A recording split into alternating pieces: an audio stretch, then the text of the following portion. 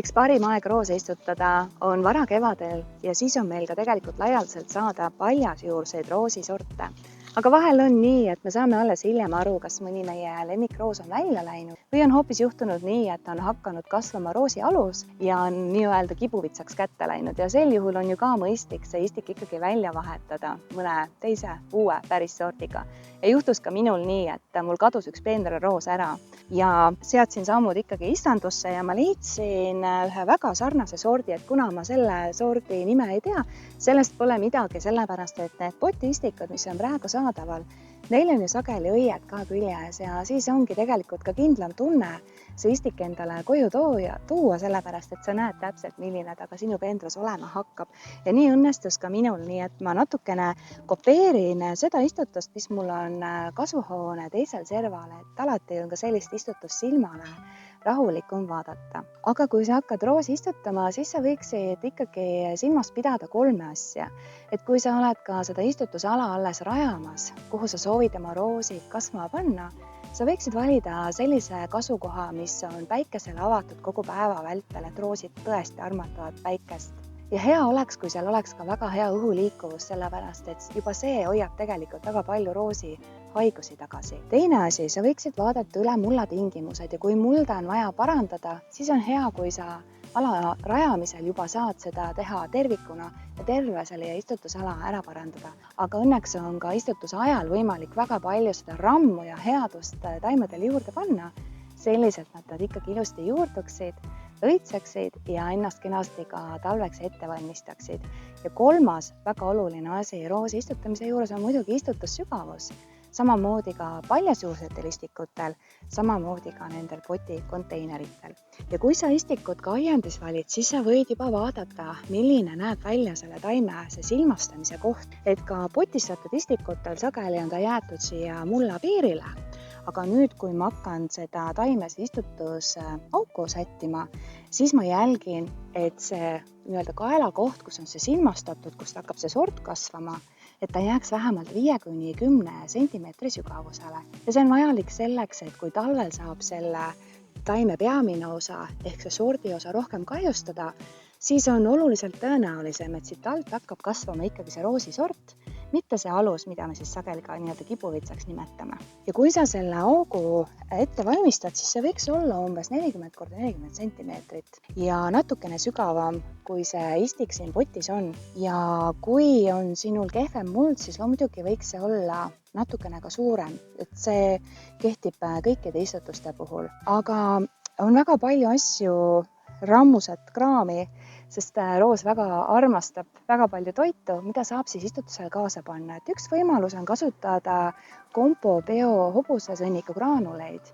Ja miks on ta väga hea ja miks ta sobib just roosidele on see, et ta on väga toitainetihe ja annab kaasa just neid toitaineid, mida roos kõige rohkem vajab õitsemise toetamiseks. Aga samas on ta oma olemuselt väga pehme ja kindlasti ei kahjusta juuri, mida võib mõnikord juhtuda siis, kui kogemata näiteks kasutad liiga palju mineraalväetisi. Ja hobusesõnniku graanulite puhul on ka see torene asi, et kuna ta on orgaanilist päritolu, siis ta laguneb siin mullas mikroorganismide toel järk-järgult ja selles mõttes ka ongi tema toime pehme, sellepärast et ta kogu aeg annab sellele taimele midagi juurde. Minul on täna plaanis kasutada Compo spetsiaalset roosimulda ja see on üks rikkama koostisega muldasi, mis Compol on, et roos tõesti armastab seda, et talle kõike häid asju kaasa pannakse. Ja see on turbabaasil, siia on lisatud lupja selleks, et see pH oleks sobiv ja isegi keldkruusa selleks, et ta oleks siis hästi õhku läbilastev, aga samas hoiaks ka niiskust kinni. Ja siia on lisatud aiakomposti ja veel ka mineraalväetist, mis siis on täpselt sellise fooniga, mis lubab sellel taimel istutusjärgselt kenasti juurduda. Ja ka muud ei olegi, kui hakkame seda istikut siis siia auku sättima, et minul on siis samuti plaan ta vähemalt 5–7–10 sentimeetrit sügavamal istutada ja ma eemaldasin siit alt ka mõned lehed, et ma saaksin täpsemalt seda jälgida, aga lehtede eemaldamine ei ole otseselt kohustuslik. Ja kui ma teda hakkan siia sättima, siis ma juba näen, et tegelikult siin on natuke mulda varisenud siia auku tagasi, nii et ma natukene ikkagi teen teda veel sügavamaks. Ja ma lisan siia istutusauku sedasama Compo roosi mulda. on hea, kui sa saad seda roosimulda natukene olemasoleva pinnasega ka läbi segada selleks, et ta siis seoks paremini ja sel juhul ka taim juurdub paremini ja ajab oma juuri rohkem laiali ja tänu sellele kohe paraneb ka tema talvekindlus. Ja selle läbi segatud roosimulla ma lükkan natukene siia augu servadesse selleks, et ma saaksin siis selle istiku siia õigele istutussügavusele siia auku panna. Ja kui ma seda istikut üritan siit konteinerist kätte saada, siis ma proovin seda teha ühes tükis selliselt, et ma seda mullapalli väga lahti ei murraks, sellepärast et tema on praegu aktiivses kasvufaasis. Tuli päris kenasti ja siin on näha sellised väga ilusad valged elujõulised juured, nii et see istik läheb kindlasti väga hästi kasvama. Ja lahti ma seda ei murra, selleks, et mitte seda taime siis liigselt häirida. Ja nüüd ma täidan selle ülejäänud augu ka selle istutusmullaga. Ja vahepeal kasutan ka rammusamat mulda, mis mul siin augu kaevamisel välja tuli. Segan ikkagi natukene kätega läbi ja õrnalt surun ka juba istiku mullapalli ümbert kinni. Ja selle ülejäänud mulla, mis ma siia istutusalusele välja kaevasin siis, kui ma seda auku tegin, selle ma ajan siin lihtsalt peendra peale laiali. Aga enne seda ma teen veel roosile ümber istutusvalli, mis on siis kastmisvall ja roos vajab väga palju vett ja õitsemise ajal eriti sageli ei piisa sellest veest, mis meil sademetena tuleb. Nii et kasta tuleks teda ikkagi sageli, selleks, et ta siis ikkagi jätkaks õitsemist ja oleks hea tervise juures. Ja kui sa teed sellise kastmisvalli, siis kastmisvesi püsib ilusti siin juurepalli juures ja ei voola sinna, kus teda vaja ei ole. Ja nüüd ei olegi muud kui kasta. Mina kastan siis praegu seda istikut selliselt, et ta saab 5 liitrit vett peale. Aga nagu ma juba mainisin ka, siis roos on väga selline taim, kes tahab väga palju rammu saada.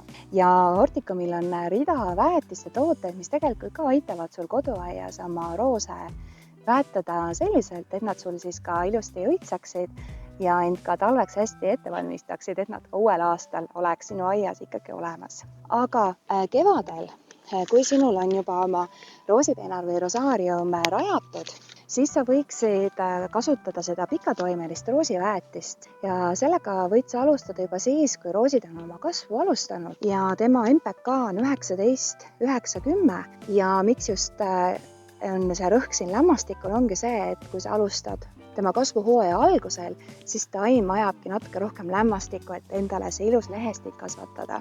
Ja seda võib kasutada siis täpselt selliselt, et kui sa teedki kevadel oma roosipeendra hooldust ja näiteks eemaldad talvekatte ja juba näed, et kasv on alanud, siis õrnalt kobestad ju niikuinii selle peendra mulla läbi. Ja siis võid juba seda vastavalt sellele normile oma mulda sisse segada. Ja kui muld ei ole piisavalt niiske, siis kindlasti ka kasta. Ja sellest võib jätkuda isegi kuni terveks hooajaks, kuigi sa võid ka keset suve, eriti kui sul on tegemist potiroosiga või peendraroosiga, kes on korduvõitseja, siis sa võid seda ka teist korda kasutada. Vahel on meil peendrad multsitud väga keeruliselt ja on raske sellist head väetamist teha, et see oleks väga tõhus, sest tegelikult hooaja jooksul on nutikas kasutada ka rooside kasvmisväetist. Aga sellel väetisel on rõhk just ka fosforil ja kaaliumil ja selle väetise ülesanne on just toetada õiteteket ja õitsemist. Ja sobib väga hästi, kui sul on korduvõitsevad roosisordid. Aga nagu ma ütlesin ka, siis on oluline, et roosid ennast hästi talveks ette valmistaksid ja Horticumil on olemas ka rooside sügisväetis ja seda tasuks kasutada siis, kui rooside see peamine õitsemisaeg on juba läbi ja on näha, et hakkab ennast vaikselt talveks ette valmistama. Selle väetise mõte on see, et siin on väga suur rõhk just kaaliumil ja ta sisaldab palju vähem lämmastikku ehk et ta võtab sellise aktiivse kasvu kinni ja kaalium on just see, mis aitab roosi nendel vartel puituda, mis omakorda siis parandab ka selle roosisordi talvekindlust, nii et kevadel jällegi me saame näha, et nad on uuesti kasvama hakanud ja õitsevad oma imeilusate õitega. Nii et minul jääb siin praegu veel see kastmise kohustus selleks, et see roosisort saaks ilusti juurdutud ja kõik need tooted ka, mis sa siin nägid, need on saadaval Horticumi e-poes ja erinevate edasimüüjate juures. Ja kui sa oled ka juba hakanud meie videoid vaatama, siis tea, et kindlasti ootame sind ka selle kanali tellijaks. Toredat aiapidamist!